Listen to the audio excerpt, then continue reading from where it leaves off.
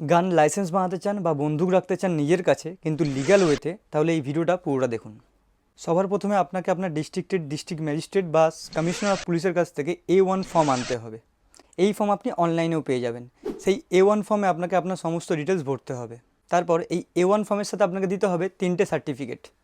প্রথমে দেখা হবে S1 সার্টিফিকেট, মানে আপনার ট্রেনিংয়ের সার্টিফিকেট, যেখানে বোঝা যাবে যে এর আগে আপনি কখনো গান চালিয়েছেন কিনা বা আপনি অভ্যস্ত কিনা বন্দুক চালাতে।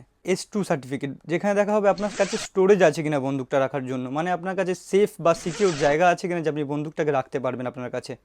এবং তারপর আসছে S3 সার্টিফিকেট, যেখানে দেখা হবে আপনি মেন্টালি বা শারীরিকভাবে সুস্থ কিনা বন্দুকটিকে আপনার কাছে রাখার জন্য।